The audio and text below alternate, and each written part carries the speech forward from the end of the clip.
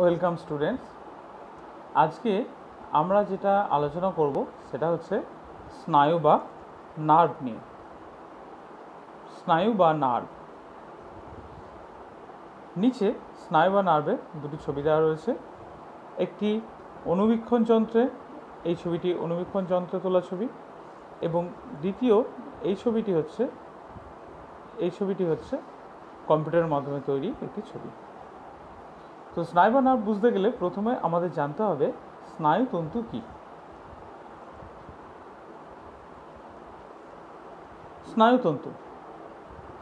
স্নায়ুতন্তু হচ্ছে নিউরন বা স্নায়ুকোষের যে অ্যাকশন অংশটি থাকে তাকে বলা হচ্ছে স্নায়ুতন্তু, অর্থাৎ আবরণীযুক্ত অ্যাকশনকে বলা হচ্ছে স্নায়ুতন্তু। নিচের ছবিটিতে তোমরা একটু লক্ষ্য করবে, এই ছবিটিতে এই যে অ্যাকশন অংশটি আমরা দেখতে পাচ্ছি, স্নায়ুকোষ বা নিউরনের যে অ্যাকশন অংশটি আমরা দেখতে পাচ্ছি, এই অ্যাকশন অংশটিকে বলা হচ্ছে স্নায়ুতন্তু। কেবলমাত্র এই অ্যাকশন অংশটিকে বলা হচ্ছে স্নায়ুতন্তু।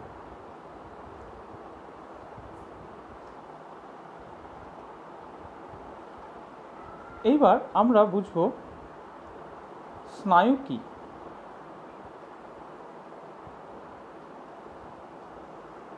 পরবর্তী স্লাইডে আমরা দেখতে পাচ্ছি নার্ভ বা স্নায়ু। এই নার্ভ বা স্নায়ু হচ্ছে অনেকগুলি স্নায়ুতন্তু যখন পরস্পর যুক্ত হয়ে গুচ্ছাকারে অবস্থান করছে, তখন সেই সমগ্র গুচ্ছটা একটি যোগকলার আবরণী দ্বারা আবৃত থাকে।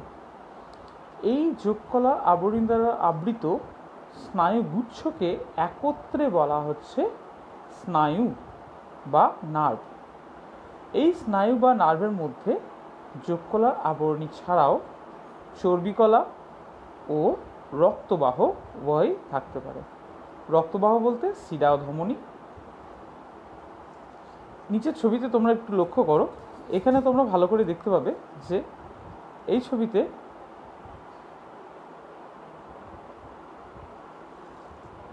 এই যে অংশটি বেরিয়ে রয়েছে বাইরের দিকে, এই অংশগুলো হচ্ছে অ্যাকশন বা স্নায়ুতন্তু।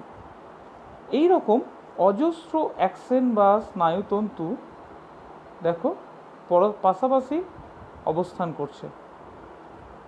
এই অ্যাকশন বা স্নায়ুতন্তুগুলো যে গুচ্ছাকারে অবস্থান করছে, এরকম আরও কয়েকটি গুচ্ছ একত্রে অবস্থান করছে। প্রতিটি গুচ্ছ যোগকলার আবরণী দ্বারা আবৃত থাকে। এই গুচ্ছটি যেমন যোগকলা আবরণী দ্বারা আবৃত, এই গুচ্ছটিও তেমনি যোগকলা আবরণী দ্বারা আবৃত। এরকম সমগ্র অংশটি যোগকলা আবরণী দ্বারা আবৃত থাকে।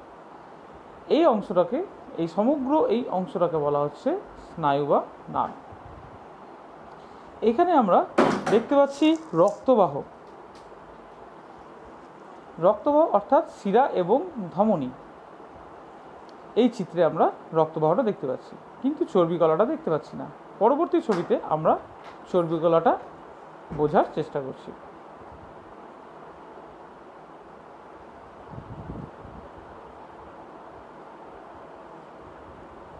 এই চিত্রে দেখো, এটাও একটি স্নায়ু চিত্র, এই চিত্রে আমরা রক্তবাহটা পরিষ্কার বুঝতে পারছি, লাল এবং নীল বর্ণের, এবং এই ছবিতেও আমরা দেখতে পাচ্ছি রক্তবাহ। এই ছবিতে রক্তবাহর সঙ্গে সঙ্গে চর্বিকলার আবরণী রয়েছে। এই অংশে চর্বিকলা রয়েছে, চর্বিকলা অবস্থান করছে, যেটা স্পষ্টভাবে বোঝা যাচ্ছে। তো এইটা হচ্ছে স্নায়ু। এইবার এর সঙ্গে সঙ্গে আমি বলছি স্নায়ু তিনটি আবরণী দ্বারা আবৃত থাকে। সবচেয়ে বাইরের দিকে যে আবরণীটা থাকছে তাকে বলছে এপিনিউরিয়াম, তার ভেতরের দিকে যে আবরণীটি থাকছে তাকে বলছে পেরিনিউরিয়াম, এবং তার ভেতরের দিকে যে আবরণীটি থাকে তাকে বলছে এন্ডোনিউরিয়াম।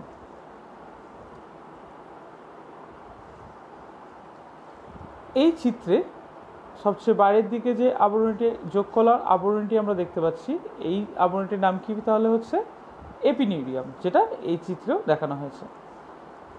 এরপরে প্রতিটি গুচ্ছকে যে যোগকলা আবরণী দ্বারা আবৃত থাকে, প্রতিটি গুচ্ছ যে যোগকলা আবরণী দ্বারা আবৃত থাকছে তাকে বলছে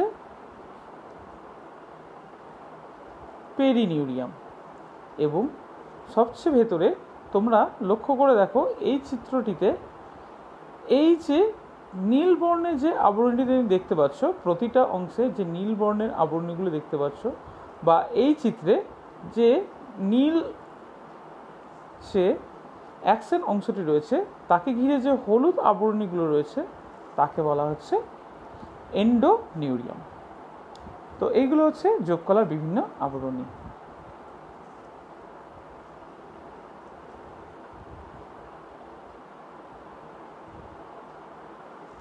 এরপর আমরা আসছি স্নায়ু বা নার্ভের শ্রেণীবিভাগ। নার্ভ বা স্নায়ুর শ্রেণীবিভাগ। নার্ভ বা স্নায়ু এটি তিনটি শ্রেণীতে বিভক্ত। একটা হচ্ছে অন্তর্বাহী স্নায়ু, একটি হচ্ছে বহির্বাহী স্নায়ু এবং একটি হচ্ছে মিশ্র স্নায়ু। 1 নম্বরে রয়েছে অন্তর্বাহী স্নায়ু বা অ্যাফারেন্ট নার্ভ। 2 নম্বরে রয়েছে বহির্বাহী স্নায়ু বা ইফারেন্ট নার্ভ। 3 নম্বরে রয়েছে মিশ্র স্নায়ু বা মিক্সড নার্ভ।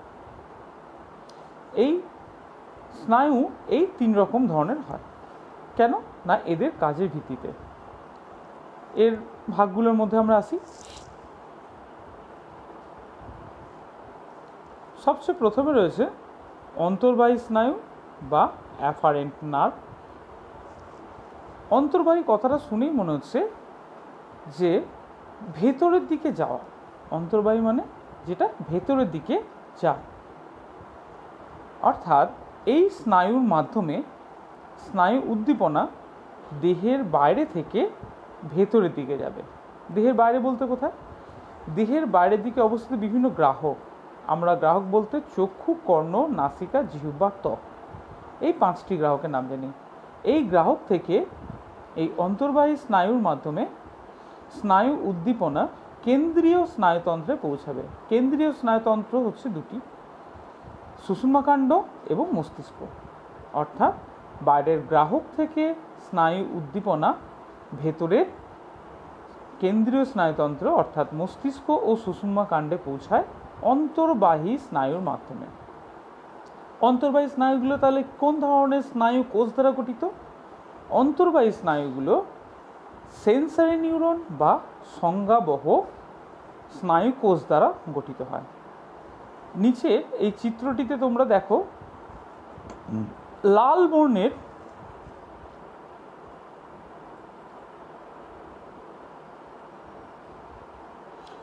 বর্ণের যে স্নায়ু তন্তুগুলো রয়েছে, এই দেখো এখানে অনেকগুলি স্নায়ু রয়েছে। এই স্নায়ুগুলো পরস্পর যুক্ত হয়ে অনেকগুলি স্নায়ু তন্তু রয়েছে। এই অনেকগুলি স্নায়ুতন্তু রয়েছে যেগুলি যুক্ত হয়ে স্নায়ু গঠন করছে লাল বর্ণের। এই লাল বর্ণের স্নায়ু তন্তুগুলো স্নায়ু গঠন করছে এবং স্নায়ু উদ্দীপনাটা তীর চিহ্নের মাধ্যমে দেখো যে এই যে থালার মতো অংশটির মধ্যে প্রবেশ করছে, এটা হচ্ছে সুষুম্নাকাণ্ড অর্থাৎ কেন্দ্রীয় স্নায়ুতন্ত্র। অর্থাৎ অন্তর্বাহী স্নায়ু এই বাইরের ত্বক অংশ থেকে স্নায়ু উদ্দীপনা গ্রহণ করে নিয়ে আসবে কেন্দ্রীয় স্নায়ুতন্ত্রের ভিতর দিকে, অর্থাৎ দেহের বাইরে থেকে ভিতরের দিকে স্নায়ু সংবেদন পরিবাহিত হবে।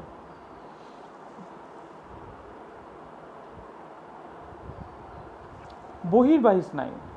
বহির্বাহী কথাটা মানে কি? একইভাবে যেটা বাইরের দিকে যায়, অর্থাৎ এই প্রকার স্নায়ুর মাধ্যমে মস্তিষ্ক বা সুষুম্নাকাণ্ড এই কেন্দ্রীয় স্নায়ুতন্ত্র থেকে স্নায়ু উদ্দীপনা কারক, দেহের বাইরের দিকে অবস্থিত কারক, যেমন হচ্ছে গ্রন্থি ও পেশি, কারকে স্নায়ু উদ্দীপনা পৌঁছাবে। এই ধরনের স্নায়ুগুলি হচ্ছে বহির্বাহী স্নায়ু। বহির্বাহী স্নায়ুটা নিচের ছবিতে তোমরা লক্ষ্য করে দেখো নীল বর্ণের অংশ দ্বারা চিহ্নিত করা হয়েছে।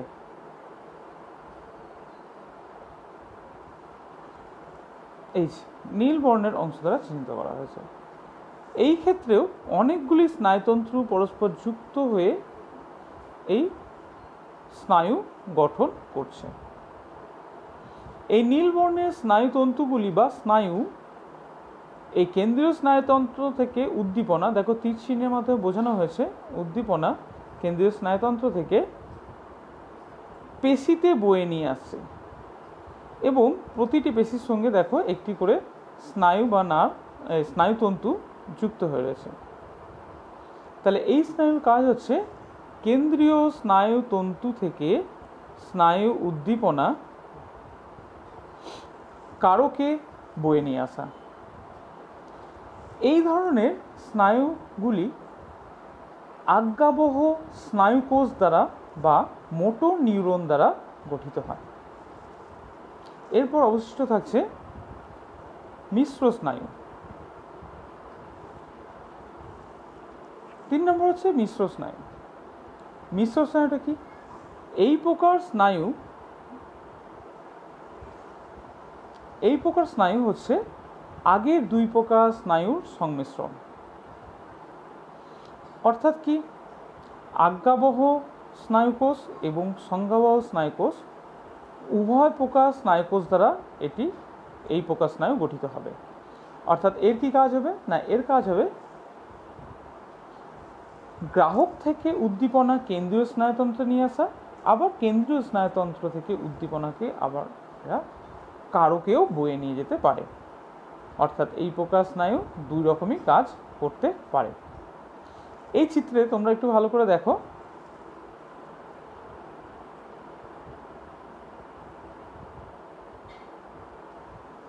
এইটি হচ্ছে ত্বক। ত্বক অংশ থেকে স্নায়ু উদ্দীপনা তীর চিহ্নের মাধ্যমে দেখানো হয়েছে, স্নায়ু উদ্দীপনা চলে যাচ্ছে স্নায়ুর মাধ্যমে কেন্দ্রীয় স্নায়ুতন্ত্রের দিকে। আবার একইভাবে কেন্দ্রীয় স্নায়ুতন্ত্র থেকে যে সাড়া, সেটা পুনরায় চলে আসছে কারক বা পেশির দিকে। অর্থাৎ এখানে আমরা দেখতে পাচ্ছি এটা বহির্বাহী স্নায়ু এবং অন্তর্বাহী স্নায়ুর সংমিশ্রণ।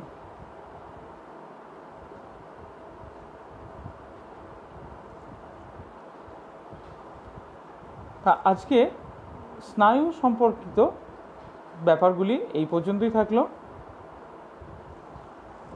আগামী দিন স্নায়ুতন্ত্রের আরও অন্যান্য অংশ নিয়ে আলোচনা করা হবে।